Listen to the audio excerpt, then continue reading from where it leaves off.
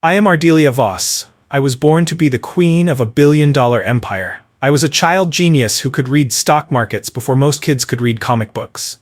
But for the last 3 years, I wasn't me. My soul was locked in a dark room inside my own mind while a weak, pathetic intruder took over my body. That other girl was a disaster. She let people walk all over her. She failed her classes, and she became the laughingstock of the city. She made me look like a helpless fool. But this morning, the eclipse ended. I woke up, and the intruder was gone. I am back, and I'm about to remind everyone why you should never play with a sleeping lion. I didn't even have time to wash my face before the trouble started. My bedroom door swung open without a knock. It was Corvella, my father's mistress turned stepmother. She was dressed in expensive silk that my grandfather's money paid for. She looked at me with total disgust, holding a stack of legal papers. "Stop daydreaming, Ardelia," she snapped, throwing a pen onto my bed. "I don't have all day. Your father and I have decided it's best for everyone if you sign these. It gives your sister Lysara control of your inheritance. In return, we'll give you a small monthly allowance so you don't starve. It's more than a loser like you deserves." 3 years ago, the girl inhabiting my body would have cried and signed it, but I just looked at the papers and let out a cold laugh. It felt good to use my voice again. "A monthly allowance?" I asked. Standing up slowly, I walked toward her until she had to back up against the wall. "Corvella, did you actually read the Voss family bylaws? Article 4, Section 10 says that an outside spouse has zero claim to the main estate. By bringing me these papers, you just admitted you're trying to commit fraud." Her face went pale. "What? How do you know that? You're a dropout." "I'm the person who owns this house," I said, grabbing the papers and ripping them into tiny pieces. I showered the scraps over her head like confetti. "Get out of my room before I have the guards throw you out of the front gate. And tell my father to get ready. The real heir is home." The silence in my bedroom felt heavy, like the air right before a massive thunderstorm. I sat on the edge of my bed, my fingers tracing the soft velvet of the duvet. For 3 long years, I had been a ghost in my own shell. I had watched through a blurry fog as that other girl, the weak, stuttering soul that took my place, ruined everything I had worked for. She had let my grades slip from straight A's to zeros. She had let my friends turn me into a punchline. She had even let my father's mistress move into our house and treat me like a servant. But that fog was gone now. I looked at my reflection in the full-length mirror across the room. My long dark hair was a mess, and there were dark circles under my eyes. But the spark was back. My eyes didn't look vacant anymore. They looked like cold, sharpened steel. The door creaked open. It didn't bounce against the wall with a bang. It was a slow, disrespectful slide, as if the person entering didn't think they needed to ask for permission to enter my private space. It was Corvella. She was wearing a dress that cost more than most people made in a year. A dress bought with my grandfather's hard-earned money. She held a thick folder in her hand and a look of pure annoyance on her face. Behind her stood my half-sister Lysara, who was busy scrolling on her phone, looking like she couldn't be bothered to be there. "Ardelia, get up," Corvella snapped. She didn't look at me. She looked at the messy desk in the corner. "We've wasted enough time waiting for you to grow a spine.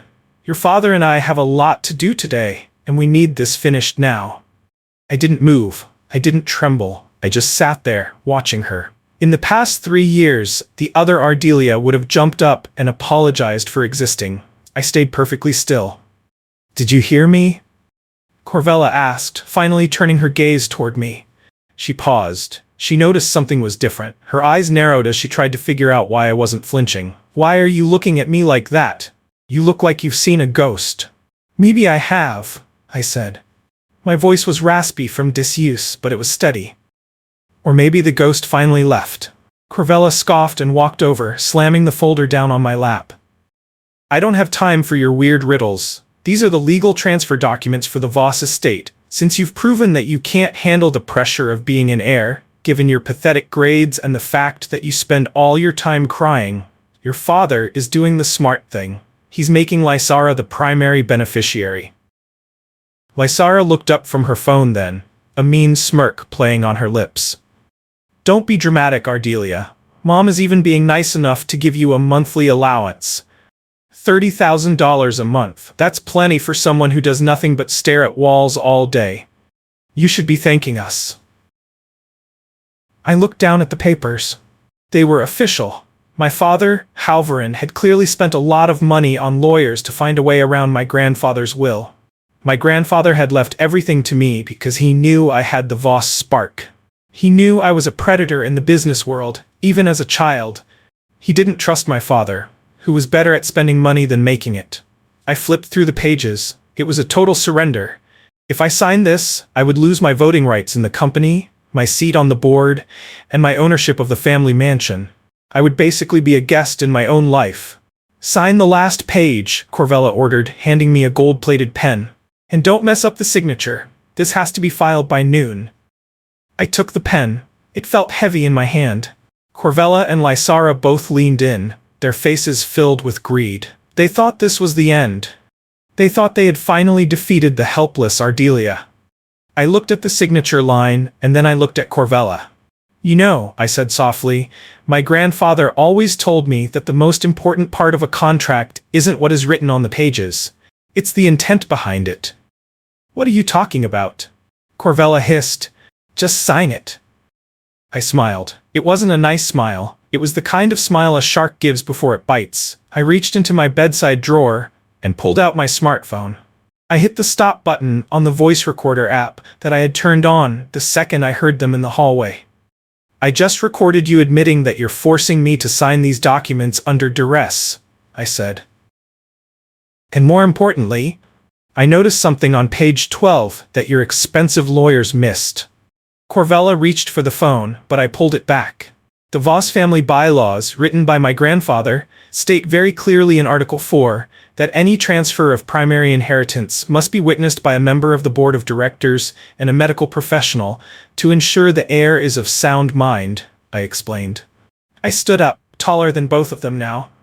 "You brought these to me in private because you knew I wasn't of sound mind for the last 3 years. But I am now. And since there's no doctor here, this paper is nothing but trash."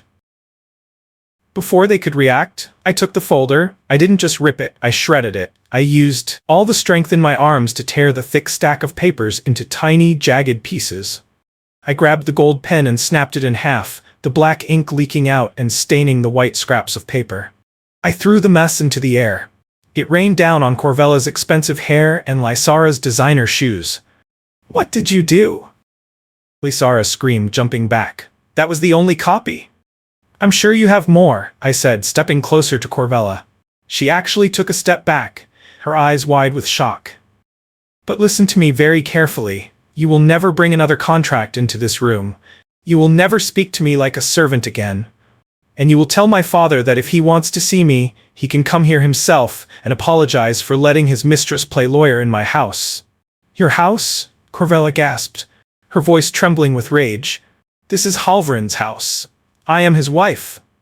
"You are his second wife," I corrected her coldly. "And according to the deed, this house belongs to the Voss Trust, which I still head.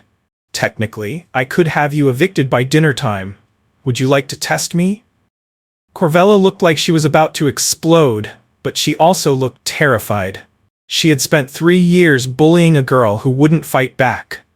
She didn't know what to do with a girl who knew the law better than she did. "You've lost your mind," Corvella whispered. "Wait until your father hears about this. He'll have you sent to a clinic. He'll say you've had a breakdown." "Let him try," I said. "I have 3 years of academic records that show I was unstable. If he tries to lock me away now, right when I've suddenly recovered enough to start questioning the family finances, the board will think he's trying to cover up his own embezzlement. Do you really want the auditors looking at your credit card statements, Corvella?" The room went dead silent. Corvella's face went from red to a ghostly white. She had been dipping into the company funds for years to pay for her jewelry and trips. She knew I had her trapped. "Lysara, let's go," Corvella muttered, grabbing her daughter's arm. "We're leaving." "But Mom," Lysara protested. "Now," Corvella barked. They scrambled out of the room, tripping over the shredded paper on their way out. I watched them go, my heart hammering against my ribs. I wasn't scared, I was exhilarated. For the first time in 3 years, I felt alive. I walked over to the window and looked out at the vast estate. I saw the gardens, the fountain, and the long driveway that led to the world outside. I knew my father wouldn't give up that easily. He was a greedy man, and he was surrounded by people like the Vales, who wanted to see the Voss Empire fall so they could pick up the pieces. But they didn't know who they were dealing with. They thought I was a helpless little girl. They thought I was broken. I sat down at my computer and opened a private browser. I typed in the URL for the Global Business Academy's annual competition. It was the most prestigious event in the world for young entrepreneurs. The winner would get a massive cash prize, but more importantly, they would get the Titan key, a seal of approval that made them untouchable in the corporate world. My father had already signed Lysara up for it, intending to use the Voss name to buy her a win. I clicked register. I didn't use the name Ardelia Voss. I used my grandfather's middle name and a private email address. I would enter as an underdog. I would show them all that I didn't need a famous last name to win. I would take back my empire, one move at a time. I looked back at the mirror. The girl in the reflection looked back with a predatory glint in her eyes. The game has started, I whispered to the empty room, and I never lose. I spent the next few hours cleaning up the mess and preparing my first real move. I knew that by tomorrow, the news of my rebellion would spread through the house. My father would be furious. My enemies would be curious. But I was ready. I wasn't just the heir to a billion-dollar empire. I was the storm that was going to wash them all away. I picked up one last piece of the shredded contract. It was the part with my name on it. I threw it into the trash can and smiled. Ardelia Voss was back, and the world wasn't ready. The next morning, the sun rose over the Voss estate, but the house felt colder than usual. I dressed in my old school uniform, a crisp white shirt and a pleated skirt that symbolized elite status. For 3 years, the girl in my body had worn this uniform like a badge of shame, walking with her head down as she dodged insults in the hallways of the Austrian Business Academy. Not today. I pulled my hair back into a tight, perfect ponytail and grabbed my leather bag. I walked down the grand staircase. My father, Halvarin, was sitting at the long mahogany dining table. Corvella was whispering in his ear, her eyes red as if she had been crying, though I knew they were crocodile tears. Lysara sat opposite them, picking at a plate of expensive fruit and looking sour. As soon as my heels hit the marble floor, the whispering stopped. My father looked up. His face was twisted in a scowl that would have terrified the other Ardelia. "I heard about your little tantrum yesterday," Halvarin said, his voice booming. "Ripping up legal documents? Threatening Corvella? You've really lost it this time, Ardelia. I've already called Dr. Cedric. We are going to discuss your condition after school."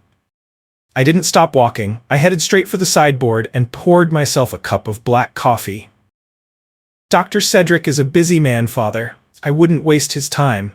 If he comes here, I'll simply show him the recording of Corvella trying to force a mentally unstable person to sign a contract. I don't think his medical license would survive that scandal." Halvarin slammed his hand on the table, making the silverware rattle. "You dare threaten me in my own house?" "It's grandfather's house, actually," I said, taking a calm sip of coffee. "And I'm late for class, don't wait up." I turned and walked out the door before he could explode. Outside, a sleek black car was waiting. Standing by the door was Tavian Rook, my personal driver. He had been with the family for years, and he was the only one who had ever looked at the weak Ardelia with pity instead of disgust. "Good morning, Miss Ardelia," Tavian said, opening the door. He paused, looking at my face. He saw the change instantly. The way I stood, the way I held my head, it wasn't the broken girl he had driven yesterday. "Good morning, Tavian," I said firmly. "Drive fast. I have a lot of lost time to make up for." The Austrian Business Academy was a fortress of glass and steel, where the children of the world's richest families learned how to rule. As I stepped out of the car, the whisper started immediately. "Look, it's the stalker," one girl giggled, pointing at me. "I heard she failed her last 3 finance exams," a boy whispered to his friend. "How is she even still allowed here?" "Oh right, her dad's money." I ignored them all. I walked through the halls with a straight back, my eyes fixed forward. I could feel their confusion. Usually I would be hiding in the bathroom or trying to find Draxon Vale to beg for his attention. I reached my first class, Advanced Business Strategy. The room was a large amphitheater filled with the future leaders of the world. At the front of the room stood Professor Strahd, a man known for his brilliant mind and his legendary temper. He hated students who didn't take business seriously. I took a seat in the very front row. The students around me, including Elric Thorne and Callista Venn, stared at me like I had grown a second head. "Ardelia?" Elric whispered from the seat behind me. "The back row is that way. You usually hide behind the pillar so the professor doesn't see you." "The back row is for people who are afraid to lead," I said without turning around. Elric gasped and the row went silent. Professor Strahd cleared his throat and began the lecture. He was talking about a complex merger between two tech giants that had happened 10 years ago. He drew a complicated diagram on the digital board, showing why the merger had failed. "The failure was due to a lack of liquidity in the third quarter," Strahd said, tapping the board. "The CEO made a mistake by not account for the rising interest rates in the European market. Does anyone have a different theory?" The room was silent. This was a trick question. Strahd's theories were usually considered law in this school. I raised my hand. Strahd blinked, looking at me over his glasses. "Yes, Miss Voss. Are you lost? The remedial math class is down the hall." A wave of laughter rippled through the room.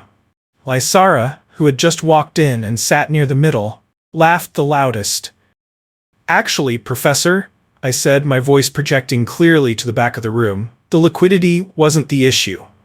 If you look at the hidden debt shells the company was using in South America, you'll see they were insolvent 6 months before the interest rates even moved.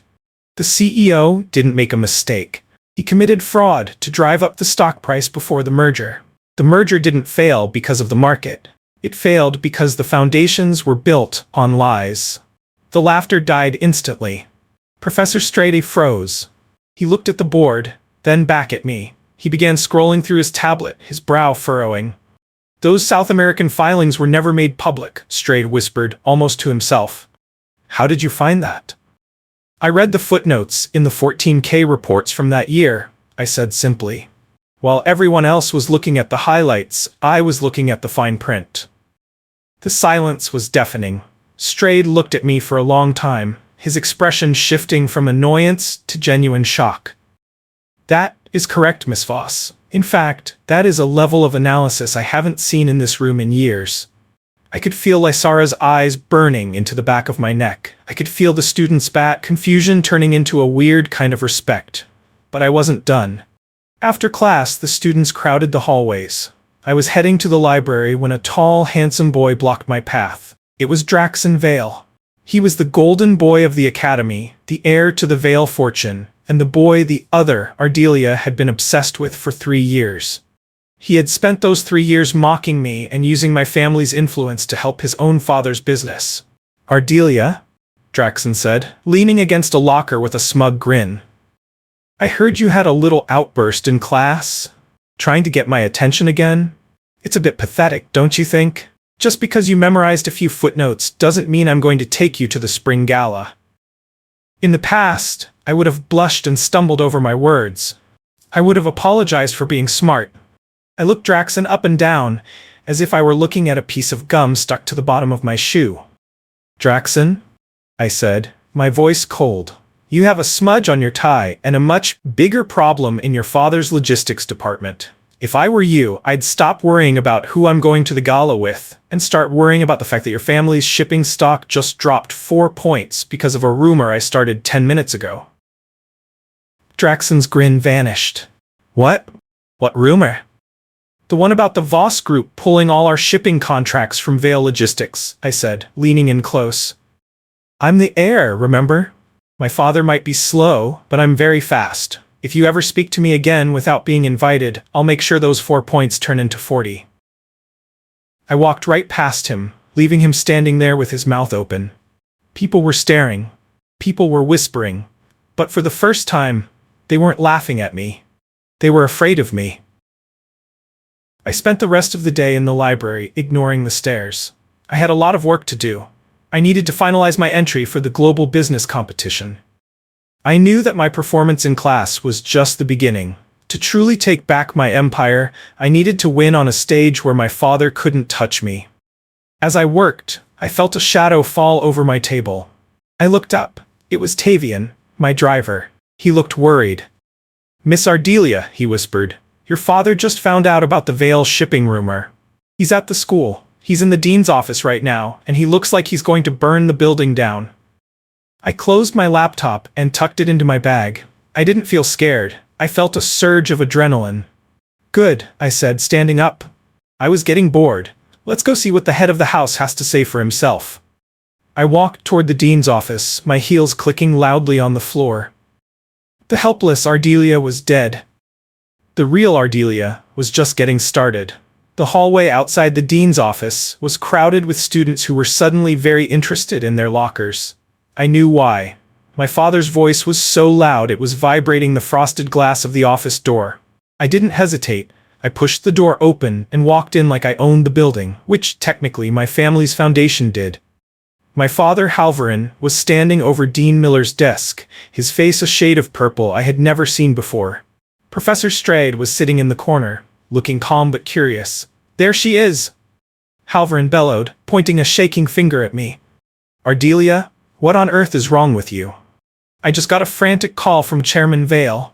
He said you're spreading lies about their shipping contracts. Do you have any idea how much money we have tied up with the Vales?" "I have a very good idea, Father," I said, sitting down in the empty chair next to him without being asked. "Which is why I'm stopping the bleeding before it gets worse. Vale Logistics has been overcharging us by 15% for the last 18 months. They thought because I was out of it, and because you were too busy buying Corvella new sports cars, nobody would notice the invoices." Dean Miller cleared his throat. "Ardelia, those are very serious accusations." I pulled a small USB drive from my pocket and set it on the desk. "The proof is right there." I spent my lunch break cross-referencing our warehouse logs with their billing statements. "We've been robbed in broad daylight. I didn't spread a rumor. I gave the market a heads up that the Voss Group is no longer a victim." Professor Strayed leaned forward, a small smile playing on his lips. "She's right, Halvarin. I looked at the preliminary numbers she mentioned in class. If the Vales are skimming off the top, Ardelia just saved your company nearly $50 million. Halvarin looked like he had been slapped. He hated that I was right. He hated, even more, that I had done it in front of the dean. He grabbed the USB drive and turned to me, his voice a low hiss. "We will talk about this at home. Get to your next class." "Actually," I said, standing up, "I have a meeting with a potential partner. I'll be taking the afternoon off." I walked out before he could forbid me. I knew exactly where I was going. There was a glass-walled lounge in the center of the campus where the elite students hung out. As I entered, the music and talking died down. Draxon Vale was sitting in the center of a velvet sofa, surrounded by his usual crowd, including Elric Thorne and Perrin Seal. Draxon stood up, his face pale and angry. "Ardelia, my father's losing his mind because of you. He wants a public apology, or he's pulling all our support from your father's next board election." I walked right into the center of their circle. I was much shorter than Draxon, but in that moment, I felt like a giant. "Your father can ask for an apology when he returns the $50 million he stole from the Voss accounts," I said loudly enough for everyone to hear. Draxon laughed, though it sounded forced. "You're crazy. You finally lost it. You've spent 3 years following me around like a lost puppy, begging me to look at you. Now you think you can play the tough CEO? You're a joke, Ardelia. Everyone here knows you're just a girl who's good at memorizing textbooks because you have no real friends." Perrin and Elric chuckled, but it was weak. They were looking at me differently now. "You're right about one thing, Draxon," I said, stepping even closer. "I did follow you. I followed you because the girl who was in my body back then was weak and lonely. She thought your glitter was gold. But I'm back now, and I can see you clearly. You're not a leader. You're just a boy living on his father's credit card." I reached out and flicked his expensive tie. "And by the way, I'm entering the Titan business competition. I saw your name on the list. I'd suggest you withdraw now. It would be embarrassing for the golden boy to lose to a helpless girl in the first round. The room gasped. The Titan competition was the most brutal business event in the world. It wasn't just about tests, it was about real-world moves. Draxon's eyes flashed with rage. You? In the Titans? You won't last a day. I'll personally make sure you're eliminated before the first presentation. You want to play with the big boys? Fine. But when you lose, I'm gonna make sure your father sends you to that private asylum in Switzerland he's been talking about. Is that a bet? I asked, my voice as cold as ice. Yes, Draxon snapped. If you lose, you sign over your remaining shares to my father and disappear. If I lose, which won't happen, I'll give you my seat on the junior board of Val Logistics. Deal, I said. I hope you like sitting in the back of the room, Draxon, because that's where you'll be watching me from. I turned on my heel and walked out. I could feel the adrenaline rushing through my veins. I had just bet my entire future on a competition I hadn't even officially started yet. But as I walked to the parking lot where Tavian was waiting, I wasn't scared. I was Ardelia Voss. I was the secret heir to a billion-dollar empire. And I was finally going to show the world that I wasn't just a name on a piece of paper. I was a force of nature. Tavian opened the car door for me, his face glowing with a bit of pride. I heard what happened in the dean's office, miss. The staff is already talking. They say you've become a different person overnight. I didn't become a different person, Tavian, I said, looking out at the school as we drove away.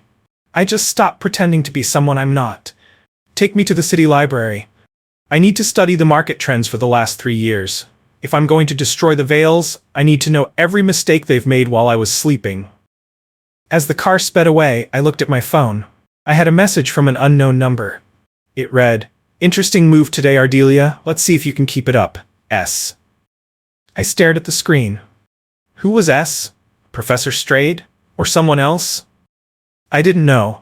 But I didn't care. Whoever they were going to have a front row seat to the greatest comeback in history. The second round of the competition took place in a high-tech glass room known as the Trading Pit. The stakes had changed. It wasn't about presentations anymore. It was about real-time action. The judges had given each of us a virtual $10 million. Our goal was to grow that money over 4 hours in a simulated global market that reacted to news, rumors, and our own trades. I took my seat at a terminal. To my left was Draxon Vale, who kept tapping his fingers nervously. To my right was Mr. Ryan, the Wall Street prodigy. He looked at me and gave a small, condescending nod. I saw your algorithm yesterday, Ardelia, Mr. Ryan said, his voice smooth and professional. It was cute. But the real market isn't a school project, it's a slaughterhouse. Try not to lose all your money in the first 10 minutes. Don't worry about me, Mr. Ryan, I replied, my eyes already scanning the scrolling green and red numbers on my screen. I'd worry about your own portfolio. You're heavily invested in tech, but the copper mines in Chile just went on strike. If I were you, I'd sell before the news hits the ticker. Mr. Ryan laughed. A strike? There's nothing on the news about that. That's because you're waiting for the news, I said, my fingers flying across the keyboard. I'm watching the weather and the local radio frequencies in Santiago. The news will be here in 3 minutes. I've already moved my funds into precious metals. I saw him freeze. He looked at his own screen, then at mine. He didn't move, thinking I was bluffing. Exactly 3 minutes later, a red alert flashed across every screen in the room. Massive strike in Chilean mines. Copper prices plummet. The room erupted. Students started shouting and frantically clicking their mice. Mr. Ryan's virtual 10 million began to drop. 9 million, 8 million, 7. He looked like he was going to throw up. I didn't smile. I didn't have time. I was busy executing a short on the Val Logistics stock. In the simulation, the market was reacting to my rumor from yesterday. I was selling their shares high and planned to buy them back when they hit the bottom. What are you doing? Draxon hissed, looking over at my screen. You're attacking my family's virtual stock. That's against the spirit of the game. The spirit of the game is to win, Draxon, I said, not looking away from the monitors. And in the real world, the Veils are losing. I'm just making the simulation match reality. By the end of the second hour, my virtual balance had climbed to 30 million. Mr. Ryan was struggling to get back to 10, and Draxon was nearly bankrupt. But then, the doors to the trading pit swung open. My father, Halvorin, walked in, followed by Dr. Cedric. My father didn't care that he was interrupting a live round. "Stop the clock," Halvorin shouted. "I have proof of cheating. Ardelia has been using a private Voss server to gain an unfair advantage in the simulation." The room went quiet. Dr. Cedric looked at me with a frown. "Is this true, Ardelia? Are you using outside help?" I stood up and folded my arms. "I'm using a private server, yes, but it's not for cheating. It's to run my Project Eclipse algorithm. If the judges want to see the logs, they are welcome to. It's simply faster than the school's network." "It's corporate espionage," Corvella cried out from the doorway, her voice shrill. "She stole those codes from her father's office." "I stole nothing," I said, my voice cutting through her lies like a knife. "I used my grandfather's encryption keys. Keys that my father doesn't even have because grandfather knew he would lose them. If anyone is cheating, it's my father, who tried to freeze my bank accounts this morning to stop me from being here." The students began to whisper. Dr. Cedric looked at my father, then at the Project Eclipse data on my screen. "Halvorin," Dr. Cedric said coldly, "this is a school competition. Unless you have a legal injunction, you are trespassing, and Ardelia is right. The algorithm she is using is her own intellectual property. Please leave, or I will have security escort you out." My father looked like he was going to explode. He pointed at me, his eyes full of hate. "You think you've won? This is just a game, Ardelia. Tonight is the gala. I've invited the entire board of directors. I'm going to announce Lysara as the new CEO, and there's nothing your little computer program can do about it." He turned and stormed out, Corvella trailing behind him. I sat back down. My hands were shaking slightly, but my mind was clear. I looked at the clock. There was 1 hour left in the simulation. "Mr. Ryan," I said, looking over at the prodigy, "I'll give you a tip. If you want to make back your lost millions, buy into the Voss energy sector. I'm about to make a move that will send those shares to the moon." "Why would you help me?" Mr. Ryan asked, his pride wounded. "Because I don't need you to lose for me to win," I said. "I just need the world to see that I'm the one in control." For the final hour, I didn't just trade. I dominated. I moved money with a speed that left the other students gasping. When the final buzzer sounded, my virtual balance was at $150 million. The next closest was Mr. Ryan at $15 million. I had broken every record in the history of the Academy. Professor Strade walked over to my terminal. He didn't say anything at first, he just looked at the final numbers. Then, he looked at me. "Your grandfather would be proud, Ardelia," he whispered. "But be careful, you've just put a target on your back that can be seen from space. Your father won't stop at the gala, he's desperate." "I know," I said, shutting down my computer. "But desperation makes people sloppy, and I've been waiting 3 years for him to make a mistake this big." As I walked out of the trading pit, I saw Tavian waiting in the hallway. He looked pale. "Miss, we have to go," he whispered. "I just saw your father talking to Chairman Vale in the parking lot. They weren't talking about business, they were talking about handling you before the gala tonight. We need to get to your grandfather's secret office, now." I nodded. The simulation was over. The real war was about to begin. "Let's go, Tavian," I said. "I have a gala to attend, and I'm going to need a very special dress, and an even better weapon." The car sped away from the academy, weaving through the late afternoon traffic of the city. Tavian drove with a focused intensity, his eyes constantly checking the rearview mirror. I sat in the back, my mind racing faster than the engine. My father and the Vales were planning to handle me. In their world, that meant more than just a lecture. It meant a forced trip to a medical facility, or a locked room until the inheritance papers were signed by someone else. "We're being followed, miss," Tavian said calmly, though his knuckles were white on the steering wheel. A silver SUV had been trailing us since we left the campus. "Lose them, Tavian. I need to get to the old clock tower district," I commanded. Tavian nodded, pulled a sharp U-turn, and dove into a narrow alleyway. After a few minutes of high-speed turns and backstreet shortcuts, the silver SUV was gone. We pulled up to a weathered brick building that looked like a forgotten warehouse. This was my grandfather's annex, a place my father never cared about because it wasn't flashy or expensive. I used a heavy iron key I had retrieved from the safety deposit box.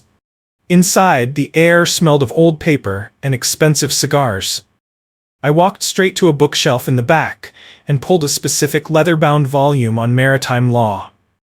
The shelf groaned and slid sideways, revealing a hidden office filled with high-end computer servers and a massive steel safe. "Grandfather knew," I whispered. I opened the safe. Inside wasn't gold or jewels, it was a single black tablet and a thick blue folder. I opened the folder. My breath hitched. It was a set of adoption papers and a birth certificate for Lysara. I scanned the documents. Lysara wasn't my father's daughter. She was Crevella's child from a previous relationship, but my father had falsified the records to claim her as a Voss, so he could use her to bypass the direct bloodline clause in my grandfather's will. They've been lying for 17 years, I realized. This was the weapon I needed. If Lysara wasn't a Voss by blood, she had zero claim to the Empire, regardless of what my father signed. Suddenly, the black tablet on the desk chimed. A video file began to play. It was my grandfather, filmed just weeks before he passed away. "Ardelia," his voice was gravely but warm. "If you are watching this, it means you've woken up. I knew your mind was a battlefield, and I knew you'd win. Your father is a weak man who surrounds himself with snakes. The Veils are the worst of them. They think they've trapped the Voss group in a web of debt, but they don't know about the Titan protocol." He coughed and leaned closer to the camera. "In this safe, there is a digital key. It activates a hidden share buyback program I built years ago. If the Veils ever try a hostile takeover, this key will trigger an automatic purchase of every available share, using the secret reserves I hid in the South American accounts. It will make you the 51% owner instantly. But you can only use it once. Use it at the gala, Ardelia. Strike when they think they've won." The video ended. I felt a tear prick my eye, but I wiped it away. My grandfather hadn't just left me money, he had left me a shield and a sword. "Tavian," I called out. "I need you to contact Aunt Celine. Tell her I need the black diamond dress from the vault, and tell her to prepare the guest list for the gala. I'm making a few additions." "Additions, miss?" "Yes," I said, a cold smile forming on my face. "I want the city's top 3 investigative journalists and the head of the National Audit Office to have front row seats. If my father wants to make an announcement, I want to make sure the right people hear the truth." I spent the next 2 hours downloading the Titan protocol onto my laptop. I also made copies of Lysara's real birth certificate. Everything was ready. As I walked out of the secret office, my phone buzzed. It was a text from Draxon Vale. "The gala starts in 2 hours, Ardelia. I've already prepared your resignation speech. Don't be late. I want to see your face when your father disowns you." I didn't reply. I didn't need to. I looked at my reflection in the dusty window of the warehouse. I looked like a warrior preparing for the final stand. Tonight, the Voss group wouldn't just be saved, it would be reborn. "Tavian, take me to the mansion," I said. "I have to get dressed for a funeral." "A funeral, miss? Who died?" "The old Ardelia," I said, "and the Veil's reputation." The drive back was quiet. I watched the city lights flicker by. I knew that in a few hours, my life would change forever. I wouldn't just be a student or an heir. I would be the most powerful woman in the city. We pulled up to the gates of the Voss mansion. They were heavily guarded. My father had doubled the security, clearly hoping to keep me out. But as the car approached, I rolled down the window and stared at the lead guard. "Move the gate," I said, my voice dripping with authority. The guard hesitated, looking at his clipboard. "Sir Halvrin said." "I don't care what he said," I interrupted. "I am Ardelia Voss. This gate is on my land, and you are on my payroll. Open it, or you'll be looking for a new job before the sun goes down." The guard gulped and signaled the gate to open. I was home. And tonight, I was going to take it all back. The Voss mansion was glowing with thousands of fairy lights, but to me, it felt like a battlefield draped in silk. Luxury cars lined the driveway, and the sound of a live orchestra drifted through the gardens. Every powerful person in the city was here, sipping champagne and waiting for the big announcement. I stepped out of the car. I was wearing the black diamond dress, a masterpiece of dark, shimmering fabric that made me look like royalty. I didn't need a mask. My face was cold and confident. Tavian walked a step behind me, carrying my laptop bag as if it contained the crown jewels. As I entered the grand ballroom, the music didn't stop, but the conversations did. Heads turned. People whispered. They expected the helpless Ardelia who tripped over her own feet. Instead, they saw a woman who moved with the grace of a predator. Ardelia! My father, Halvarin, hissed as he intercepted me near the fountain. He was flanked by Corvella and Lysara. Lysara was wearing a bright red dress, looking like she had already won a beauty pageant. What are you doing here? I told the guards you weren't on the list. The guards work for the estate, father, and the estate belongs to me, I said, my voice smooth and loud enough for the nearby guests to hear. It would be rude for the host to miss her own gala, wouldn't it? Corvella stepped forward, her eyes flashing with malice. Don't be difficult, dear. We're about to announce Lysara's new role as the face of the Voss group. Why don't you go upstairs and rest? You look tired. I've never been more awake, I replied. I walked past them toward the stage. I saw Chairman Vale and his son Draxon standing near the podium. Draxon looked at me with a smirk, holding a glass of sparkling cider. Ready for your retirement, Ardelia? Draxon whispered as I passed. The papers are in the back room. All you have to do is sign and the embarrassment ends. The embarrassment is just beginning, Draxon, I said. But not for me. My father climbed onto the stage and tapped the microphone. The room went silent. Friends, partners and colleagues, Halvarin began, his voice booming with fake pride. Today marks a new era for the Voss Group. My eldest daughter, Ardelia, has decided to step back from her duties to focus on her health. Therefore, I am naming my daughter, Lysara Voss, as the sole heir and future CEO of our empire. The room erupted in polite applause. Lysara started walking toward the stage, a triumphant grin on her face. I object, I said. My voice wasn't loud, but it cut through the applause like a blade.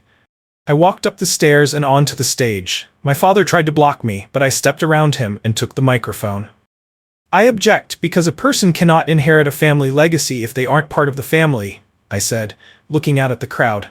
I spotted the investigative journalists I had invited. Their cameras were already flashing. Ardelia, shut up, Halvarin whispered, his face turning a dangerous shade of red. You're making a scene.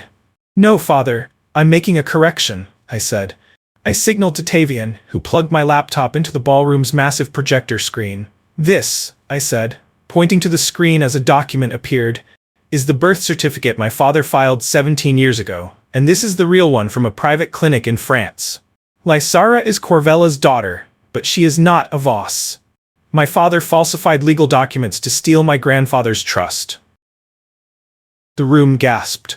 Corvella let out a strangled cry and Lysara froze halfway up the stairs. That's a lie. It's a forgery. Halvarin shouted, reaching for the laptop. Is it? I asked. Because the National Audit Office is standing in the back of the room. I've already sent them the digital originals and the DNA results I gathered last night. If you want to keep lying, you can do it in front of a judge. Chairman Vale stepped forward, his face pale. Halvarin, what is this? If she isn't a Voss, our merger is illegal. The merger is the least of your problems, Chairman, I said, turning my gaze to him. I know about the skimming Vale Logistics has been doing. I have the logs of every penny you stole from my grandfather while he was sick. I hit another key on the laptop, and as of 30 seconds ago, I have activated the Titan protocol. I have used the Voss reserve funds to buy back every single share the Vales held in our company. Chairman Vale, you no longer have a seat on this board. You are a trespasser. The silence that followed was absolute. Draxon dropped his glass. It shattered on the marble floor with a loud crack. I looked at my father. He looked small. He looked defeated. This house, this company, and this name belong to me, I said into the microphone. Security, please escort Mr. Halvarin, Miss Corvella, and their guest out of the building. They are no longer welcome on Voss property. The guards, the same ones who had hesitated at the gate, didn't hesitate now. They moved in, grabbing Halvarin and Corvella by the arms. You can't do this, Lysara screamed, tears ruining her makeup. I'm a Voss. I deserve this. You deserve the truth, Lysara, I said coldly. And the truth is, you were just a tool your mother used to get close to a bank account. Now, go.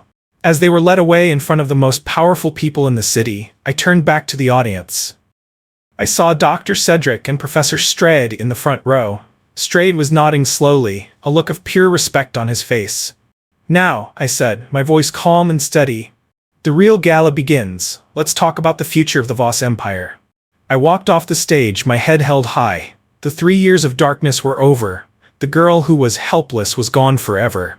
I was Ardelia Voss, the sole heir, and I had just taken back my world. The morning after the gala, the world was on fire. Every news outlet was screaming about the Voss family coup. I woke up in my own bed, not the bed of a victim, but the bed of a ruler. I didn't wait for the dust to settle. It was time to finish what I had started. I dressed in a sharp, tailored suit and met Tavian at the car. "Where are they, Tavian?" "They've retreated to the Gilded Lily, miss," Tavian reported as he pulled out of the driveway. "It's a high-end restaurant where your father usually meets his business partners. It seems he's trying to convince some old friends to lend him money to fight the audit." "Let's go give them their final bill," I said. When we arrived at the restaurant, the atmosphere was thick with tension. The staff, who usually bowed to my father, looked confused. I walked in, and the maitre d' immediately stepped forward.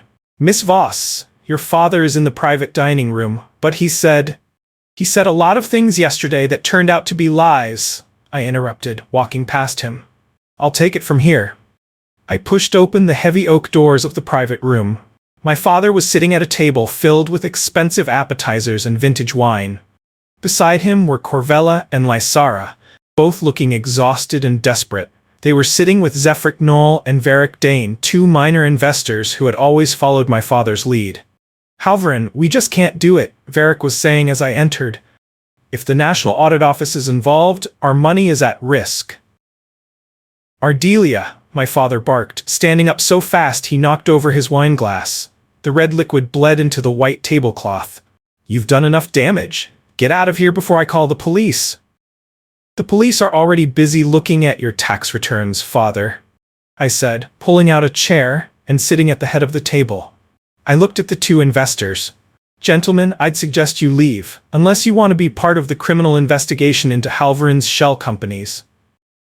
Varric and Zefric didn't need to be told twice. They grabbed their coats and practically ran out of the room. "You bitch!" Lysara screamed, her voice cracking. "You took everything. My school, my reputation, my life." "I didn't take your life, Lysara. I gave you yours back," I said, leaning forward. "You were living a lie. Now you get to live the truth. And the truth is, you're broke." Corvella tried to keep her dignity. She reached for her designer handbag. "We still have our personal accounts. We don't need your blood money, Ardelia.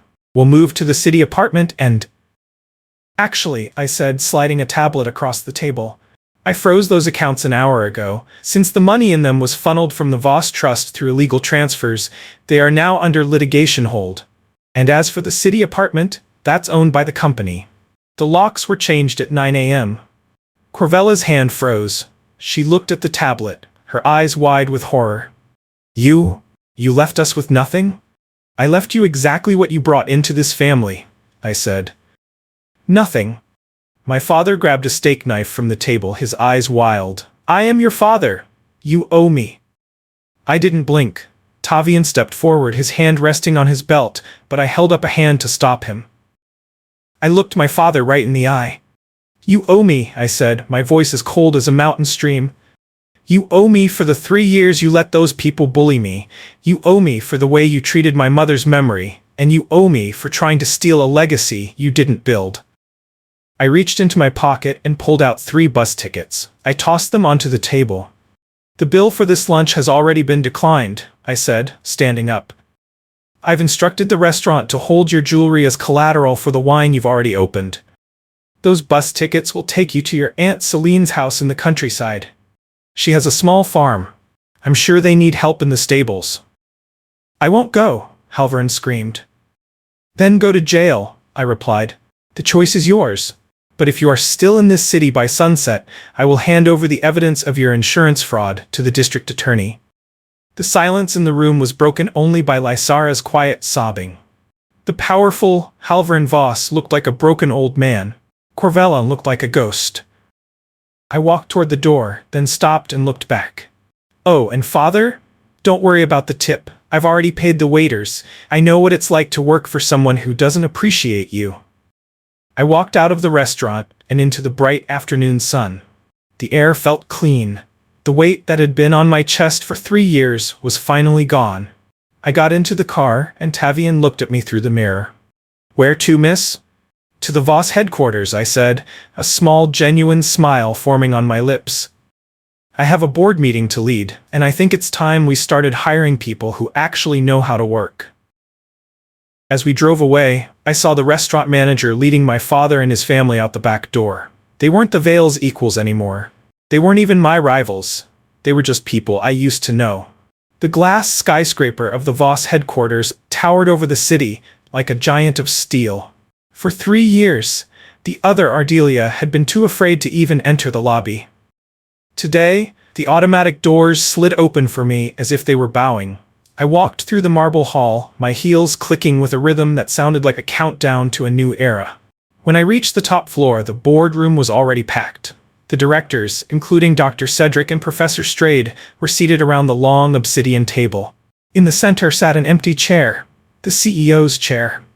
"Ardelia," Dr. Cedric said, standing up. "The news of your father's departure has caused quite a stir. The market is volatile. People are scared that the Voss Group is falling apart." "The Voss Group isn't falling apart, Dr. Cedric," I said, taking my seat at the head of the table. I placed my black laptop on the surface. "It's finally shedding its old skin. My father was a man who looked at the past. I am looking at the future." I opened my laptop and projected a map of the world. "As of this morning, I have officially integrated Project Eclipse into our primary shipping routes.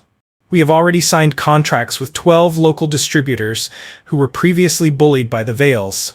Our profit projections for the next quarter have tripled." Professor Strayed leaned back, his eyes twinkling with pride. "And what about the Vales? Chairman Vale is demanding a meeting. He says you've ruined his family's honor." "Honor is earned, not inherited," I replied. "If the Vales want to survive, they will sell their remaining logistics assets to us for 50 cents on the dollar. It's a generous offer. If they refuse, my next move will be a total acquisition of their debt. I'd rather be their owner than their neighbor." The room was silent for a moment, and then, one by one, the directors began to nod. They didn't see a helpless girl anymore. They saw a tycoon. After the meeting, I walked out onto the private balcony that overlooked the entire city. The wind pulled at my hair, and for the first time in a long time, I felt at peace. "Miss Voss?" a voice called out. I turned to see Draxon Vale standing in the doorway. He didn't look like the golden boy anymore. His suit was wrinkled, and his pride was gone. "I came to say, you were right," Draxon whispered, looking at the floor. "I thought you were weak because you followed me. I didn't realize you were the only one in the city who actually had a heart.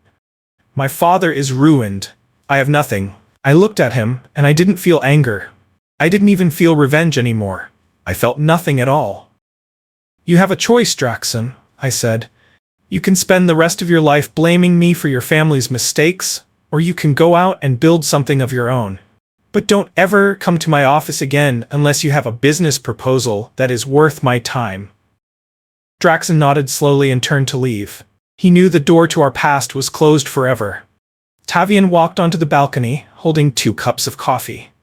"The staff is waiting for your inaugural speech, Miss Ardelia. The whole company is watching." "Thank you, Tavian," I said, taking a cup. "You've been with me through the darkest 3 years of my life. I want you to head the new security and logistics division. I need people I can trust." Tavian's eyes widened. "It would be an honor, miss." I walked back inside and stood before the microphone that would broadcast my voice to every office in the Voss Empire. I looked at the camera, knowing that my father, Corvella, and Lysara were probably watching from a tiny TV in a farmhouse somewhere. "My name is Ardelia Voss," I began, my voice clear and powerful. "For a long time, people thought I was helpless. They thought they could take what belonged to me. They were wrong. Today, we stop playing defense. Today, we build. The Voss Empire is no longer just a name, it is a promise, and I am just getting started." I stepped away from the microphone as the room erupted in applause. I looked out the window at the city I now commanded. I was the secret heir no longer. I was the queen of the empire, and the world finally knew my name.